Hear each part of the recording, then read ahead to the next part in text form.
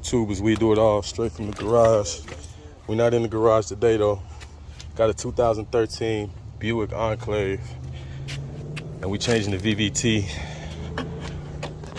valves, variable valve timing. Anyway, to get to it, we got to take this fuse box out. Fuse box, motor mount. We're gonna move this coolant sensor to the side. Excuse me, coolant box to the side, and then once we get that out, I'll be able to show you better where they are and how we get to them. 10mm bolts on that. We got two 10mm bolts in here, and then once we pull all that out, I'll come back. All right, y'all, so we got the top half of the fuse box out. It's right there. If you look on the side, you got a few clips. So you take a screwdriver, put it in those clips, and once you disconnect the battery line, that should pop out. Now you got these in here. They just come apart. These are connectors. And one of them, push it off to the side, and this one slips in and slides out. So let me do that. Hold on. All right. So once again, with the bottom half, there's clips, 4 clips, and show you here. These clips right here. Put a screwdriver in there, pry them back, and pull up as you pry back. And as you pull up, it'll release. You have one big harness right here. Unplug that, and then you can pull this one up. Get that out the way. Now we got to remove this plate. You got a bolt here. It's a 10mm. A bolt here that's 10mm, and a bolt here that's 10mm, and that plate should come out. So I'll get those out, and we'll be back. All right, I got those 3 bolts out. And now you just work this out. Oh, got another harness to remove right here. So we'll go ahead and remove that one. Once that's off, we'll pull that out. All right, now that all that's off, go ahead and remove this motor mount and the bracket. This motor mount is not load bearing. It's more for torque. So you shouldn't have to jack the engine up. But basically, gonna remove this bolt here. It looks like a 15. That one, there's one here. I believe there's one under the radiator hose, but you don't have to remove the radiator hose. You can just kind of pry it out the way. And there's another one down here. So let me remove this motor mount, and I'll come back.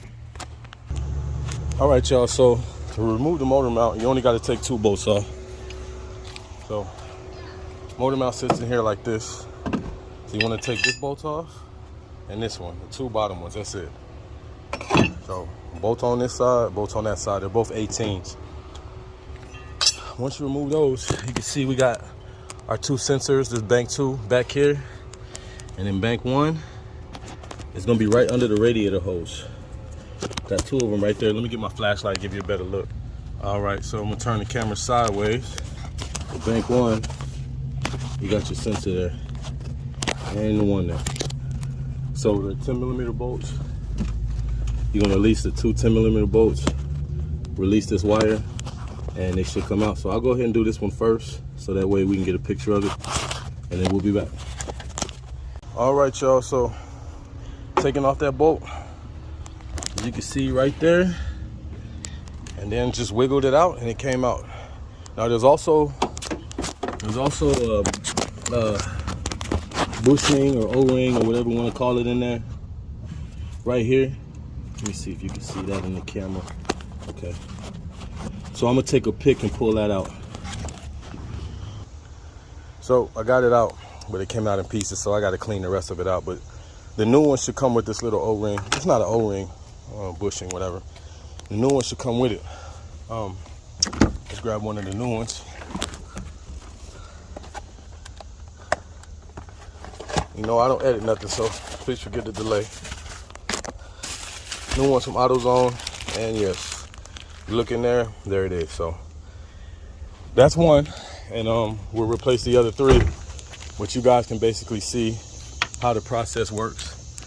The other 2 right back here, got one here. They're both right next to each other. 10mm bolt, pop them out. You may have to, on this back one, you may have to try to angle it out a little bit because of the firewall. But other than that, that's how you replace the VVTs on this 3.6 motor. There's 4 of them on this one. So if you want to replace all 4, if you're getting a sensor, a bank 2, it's back here, bank 1 is up here. So depending on the code you're getting, you can either replace all 4 or just replace the one that's bad. They recommend replacing all 4 because you don't want to have to go back in here in a couple months and replace the other ones. So yeah, so we do it all straight from the garage. I hope this video helps somebody. If you guys have any comments or questions, please leave them. I appreciate all my subscribers. We out. Peace. Hey, I decided to just do an update to this video to show you guys where these things actually are. So in the back, you can see the 2 that I changed. You got one here and one right above it here. All right, so these are your cam sensors. You don't want to mess with those, but it's in the middle of the cam sensors. There's 2 cam sensors, one in the middle and one directly below it. And then in the front, same deal. Let me see. Give you guys a better view. There you go. So you can see here. Let me move the camera. Sorry. Trying to do this with one hand, but you got one there and one there, right above each other. So you see you got one there and one right above it. All right. Like I said, as we do it all straight from the garage. It took about maybe an hour and a half to get these out. The seals can be a little nerve-wracking, but if you take a screwdriver, pierce it in one end, and then kind of pry it out, they'll all come out.